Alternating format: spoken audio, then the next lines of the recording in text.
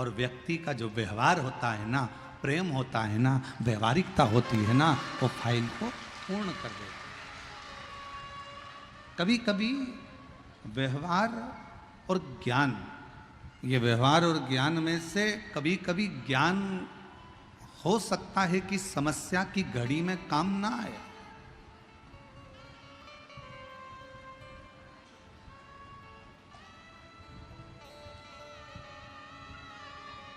पर कभी कभी व्यवहार काम आ जाता है।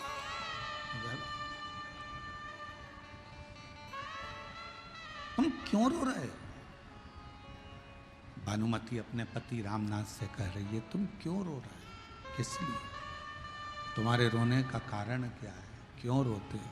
किस लिए रोते हो? आज मैं बच्चों को कुछ दे नहीं पाया, आज मैं बच्चों को कुछ प्रदान नहीं कर पाया,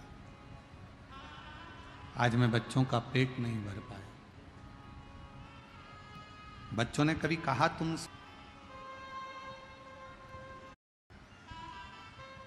घर का सबसे बड़ा संस्कार यही है, एक बेटी जब उसकी शादी हो रही हो, अपने पापा का चेहरा देखकर, अपने पिता का चेहरा देखकर बेटी अपने पापा के पास जाकर कह दे, बाबुल, ए बाबू, बाबूजी, पिताजी। बेटी की विदाई में सबसे ज्यादा मां रोती है। परशु महापुराण की कथा कहती है, जब पार्वती जी विदा हो रही थी तो हिमालय राज, जिसको लोग पत्थर कहते हैं, उसके भी नेत्रों से पानी बह रहा था, उनके भी नेत्रों से जल बह रहा।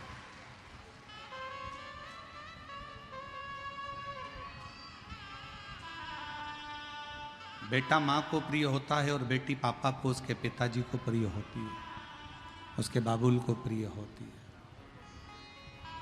उसके पापा को प्रिय है। ये दुनिया की बड़ी विचित्र रीति है कि माँ जन्म देती है, पाल पोस कर बड़ा करती है, गर्भ में रखती है, 9 महीने तक माँ अपने पेट में रखकर अपनी बेटी की परवरिश करती है, पढ़ाती है, लिखाती है, उसको संभालती है। और वही बेटी एक दिन जब बड़ी होती है, युवान अवस्था में आती है, युवान अवस्था में जब आती है तो वही बेटी विदाई की ओर जब जाती है तो उस माँ से पूछना जिसने 9 महीने गर्भ में रखकर अपने कलेजे के टुकड़े को तुम्हारे हाथ में दे दिया हो, दे पूछो।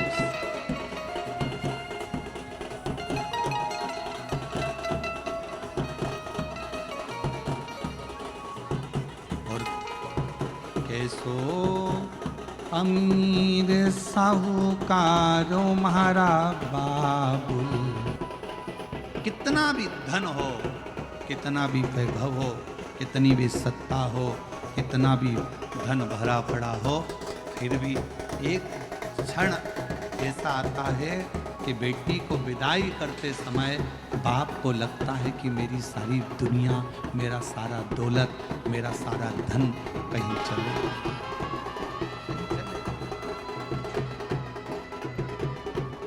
क्यों रो रहा है? किस? और मेरी बेटियों,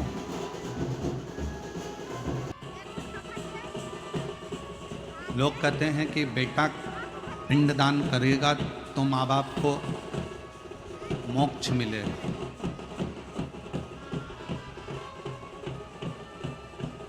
पुराण कहती है कि बेटा पिंडदान करेगा, तर्पण करेगा तो माँ बाप को मोक्ष मिलेगा। परशु महापुराण की कथा कहती है, बेटा एक कुल को तारता है, बेटी 2 कुल को तारती है। सारी पुराणे कहती है कि बेटा पिंडदान करेगा, तर्पण करेगा, तिलांजलि करेगा, तब माँ बाप को मोक्ष मिलेगा। शिव महापुराण की कथा कहती है, माँ बाप का सबसे बड़ा मोक्ष कब होता है? जब वो अपनी बेटी का कन्यादान अपने हाथों से करते हैं।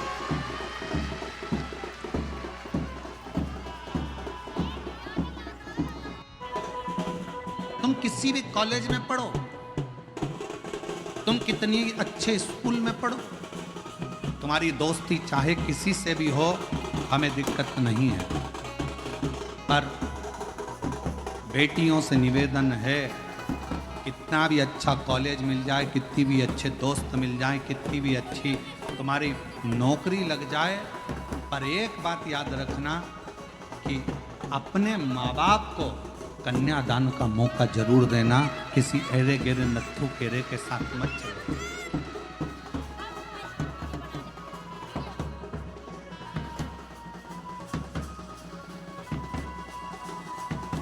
एक नर्क ऐसा होता है जिस नर्क में कन्यादान का पूछा जाता है। हमको बिहार की रीति रिवाज नहीं मालूम, पर हमारे यहाँ का रीति रिवाज है, हमारे यहाँ का रीति रिवाज है, जब लड़की का कन्यादान करा जाता है तो आटे की एक लोई बनाई जाती है। इधर बिहार का तो हमको नहीं मालूम। आटे की एक लोई बनाई जाती है, उसके अंदर कुछ रख दिया जाता है, सोना चांदी रुपया पैसा, और लोई बनाकर जब कन्यादान होता है तो उस लोई को रखा जाता है, लड़के का हाथ नीचे रखकर फिर कन्यादान बाप करता है। बोलो इधर होता है कि नहीं होता, हमको नहीं मालूम, पर हमारे उधर की रीति है। लोग कहते हैं कि लड़का पिंड दान करता है, लड़का जब तलांजलि देता है तब माँ बाप को मोक्ष मिलता है। शिव पुराण कहता है कि बेटी के हाथ में जब वो आटे की लोई आती है और कन्यादान जब छूटता है, उस समय पर बाप जब कन्यादान कर रहा होता है, माँ जब कन्यादान कर रही होती है, हाथ में बस वो रखा कर जल जब छोड़ा जाता है कन्यादान का, उसी समय पर माँ बाप मोक्ष प्राप्त कर लेते हैं, फिर उनको कोई नरक नहीं भोगना पड़ता।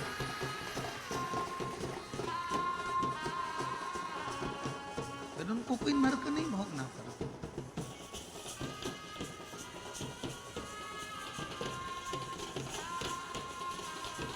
एक हृदय की रीत है। जब पार्वती जी की विदाई हो रही थी,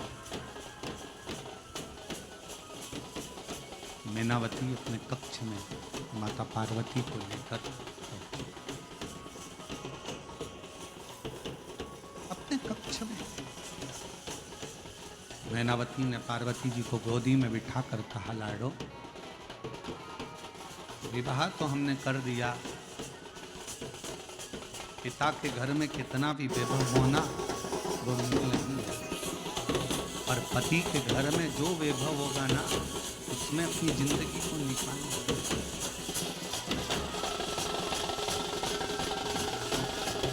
एक अच्छे बेटे की परीक्षा कब होती है? जब उसकी पत्नी आ जाती है, शादी हो जाती है, तब बेटे की सही परीक्षा होती है। बेटी की सही परीक्षा कब होती है? जब वो युवान हो जाती है, जवानी अवस्था में आ जाती है, और उस समय पर बेटी की परीक्षा होती है कि ये माँ बाप के अनुसार चल रही है या किसी अन्य लड़के के चक्कर में अपने माँ बाप को ठोकर मार कर जा रही है। बेटे की परीक्षा होती है जब उसकी शादी होती है, बहू आ जाती है। बेटी की परीक्षा होती है जब वो जवान होती है, युवान अवस्था में आती है। एक पति की परीक्षा जब होती है, जब पत्नी बीमार पड़ती है और पति उसकी सेवा में लगता है। और पत्नी की परीक्षा तब होती है जब पति के पास कुछ नहीं रहता और वो कदम से कदम मिलाकर अपने पति को धीरज बंधा देती है, तब पत्नी की परीक्षा होती है।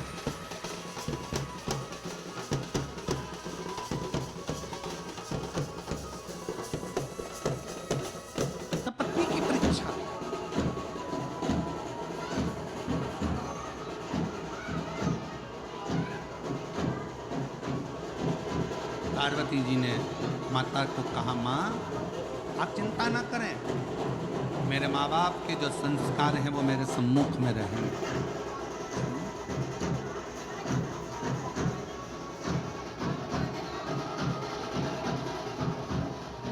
एक पिता के जीवन में कितना दुख होता है।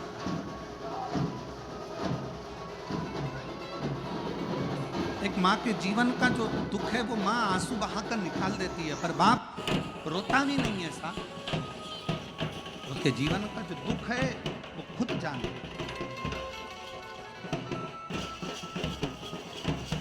वो एक लाइन आती है, मैया के क्या पीत रही, इतना दुख एक माँ के जीवन में। धन की प्रीति नहीं,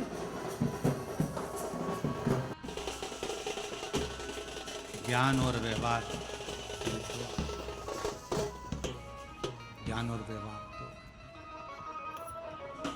कभी कभी ज्ञान पढ़ा कि पढ़ा रे, 10वीं पढ़े, 5वीं पढ़े, 6ठी पढ़े कि बिल्कुल नहीं पढ़े, अनपढ़ हैं। तुम्हारी माता 8वीं पढ़ी, 10वीं पढ़ी कि कॉलेज पढ़ी कि बिल्कुल अनपढ़ है। तुम्हारे माता पिता भले नहीं पढ़े पर तुम्हें तुम्हारे माँ बाप ने पढ़ा लिखा कर बाबू तो बना दिया। ये सामर्थ्य, ये उसकी सामर्थ्यता है। वो 8वीं तक पढ़ी है, वो 5वीं तक पढ़ी है, वो अनपढ़ है, वो अंगूठा टेक है, पर उसने अपने बच्चों को तो पढ़ाया है ना। अब देखा ये जाएगा, वो अंगूठा टेक माँ, वो अंगूठा टेक पिता अपने बेटे को इंजीनियर, डॉक्टर, अपने बेटे को सब कुछ बना देता है। एक दिन अच्छे ओहदे पर ले जाकर उसकी नौकरी भी लगवा देता है। देखना तो ये पड़ेगा कि वो अंगूठा टेक माँ और अंगूठा टेक बाप ने अपने बच्चे को इंजीनियर बना दिया। अब देखना ये है कि तुम पढ़े लिखे अपनी औलाद को कहाँ तक पहुँचाते हो, वो देखने वाली बात, वो देखने वाली बात। माँ घर में काम कर रही है तो भी बच्चे पर ध्यान रख रही है, माँ घर में रसोई बना रही है तो भी बच्चे का ध्यान रख रही है। और एक आज के ज़माने के पढ़े लिखे लड़के, पढ़े लिखी लड़कियाँ जब विवाह हो जाता है तो उनको बच्चों को संभालने के लिए आया की जरूरत पड़ती है। बच्चों को संभालने के लिए आया की जरूरत है जो बच्चे को संभाले। झाड़ू लगाने के लिए झाड़ू वाली की, बर्तन वाले के लिए बर्तन मांजने वाली की, कपड़ा धोने वाले की, झाड़ू पोछा करने वाले की, रसोई बनाने वाले की, पूरे घर में सारे नौकर चाकर की जरूरत पड़ती है। पर एक अंगूठा टेक माँ झाड़ू भी लगाती है। एक कहीं हम लोग कथा करने गए थे तो वहाँ एक सेठ जी आके बोले, गुरुजी नया बंगला बनाया, चलो जरा देखो। हमने कहा चलो, फिर इधर चल दिए गए। ये मेरे बेटे का रूम, यहाँ मेरे पोते का रूम, यहाँ मेरे बड़े भाई का रूम, ये मेरा रूम। अब उसने अपना रूम तो दिखाया, अब ले गए, कहने गुरुजी ये बाथरूम में देखो नई डिजाइन है। हमने अच्छा गुरुजी को बाथरूम दिखाने की जरूरत है? गुरुजी नई डिजाइन है। हमने कहा बहुत बढ़िया। अब उसी बाथरूम में गीजर के पास में छिपकली चिपकी थी, वो छिपकली हमने देख ली और छिपकली को देख के हम मुस्कुराए। तो सेठ जी ने पूछा, गुरुजी तुम छिपकली क्यों देख रहे हैं? हमने कहा ऐसे। तो उसने पूछा, गुरुजी ये छिपकली की कथा कहीं लिखी है क्या? हमने कहा गरुड़ पुराण के 3रे अंश में लिखी है। गुरुजी क्या लिखा है? हमने कहा ये लिखा है कि जो व्यक्ति अपना घर छोड़कर कभी जिंदगी में कथा सुनने नहीं पहुंचता है वो उसी घर में छिपकली बन के चिपक जाता है, उसी घर के अंदर। अब तुम्हें सबसे ज्यादा खुश होना चाहिए क्योंकि तुम्हारी छिपकली की योनि छूट गई। दिक्कत तो उसकी है, क्या होगा तेरा कालिया जो नहीं आया। तुम कहते हो कमरा मेरा है, छिपकली चिपकी चिपकी आंख फाड़ फाड़ के कहती है मेरा। घर नहीं छूटा, परिवार नहीं छूटा। 84 लाख योनियों में से एक